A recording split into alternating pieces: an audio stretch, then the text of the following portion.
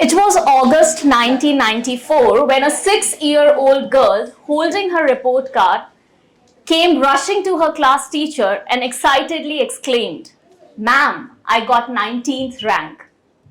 Believing in her innocent mind that the higher the number, the better the rank. But it was a class of 21 students though. Instead of kind explanation from the teacher, she received a disgusted look and a dismissive remark saying, "Duffer, study harder." That 6-year-old was me. Well, I wasn't the brightest when it came to academics, but I had an undeniable passion for art. But all my efforts, my creativity, my hard work went unnoticed and unappreciated.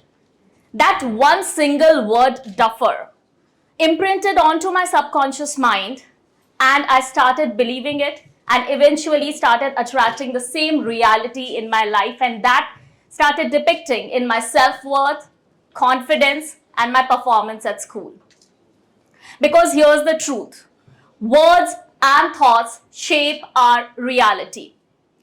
According to National Science Federation of US, on an average, a human thinks about 60,000 thoughts a day. Now, the surprising part is that 80% of the thoughts are negative and 90% of the thoughts are repetitive. Now, quantum physics says that everything in this world, in this universe, is made up of energies, and so do our thoughts. These energies are thoughts, and these thoughts are frequencies. Now, thoughts alone cannot define themselves unless we attach emotions to it, that is energy in motion. So, if you attach high emotions of love, gratitude, that's how you will start attracting the things in your life. So, when I was told that I'm not good enough, I started believing it because I attached the low frequency emotions of guilt, shame, anger, and self-doubt to it. And that's what became the reality, reinforced by the words suggested to me. Now, according to psychology and neuroscience, they have revealed that a child's mind is just like an empty hard disk from the ages 0 to 7 years, which means that whatever a child hears, sees, and feels in his environment gets subsided in his subconscious mind. According to another research done, it states that during these formative years, that is 0 to 7 years, a child's mind predominantly operates in theta state, a state akin to hypnosis, wherein a child's mind is highly susceptible to suggestions. Now, at this point, if a child is being instilled with the belief, whether of self-doubt or self-confidence, will eventually become the foundation of their life, success, and their future choices. So here's the truth, that we as educators, we believe that our traditional education system still focuses on some good things and not on the creative part. We reward memorization, but we penalize creative thinking. We applaud high marks, but we overlook emotional intelligence. And we attach self-worth to grades, conditioning children to believe their value, to measure their value in numbers. According to the famous, renowned cell biologist, Dr. Bruce Lipton, he states that 95% of your daily actions are governed by the conditioning done back in those formative years, that is 0 to 7 years. And that's how you attract everything in your life. So, by doing so, we have actually failed our children. So, does that mean that subconscious programming is permanent? Well, the good news is no. Just like negative thoughts shape our limiting beliefs, positive words can rewire actually the subconscious mind. And today, I'm going to share with you all a blueprint which educators and parents must embrace to rewire the subconscious mind of their children, which will definitely make a fundamental shift in their belief system. And I call it as AVM. A stands for affirmations. Now, affirmations are positive sentences written in present tense as if they are already happening. Affirmations are not just sentences, but they are instructions to the brain.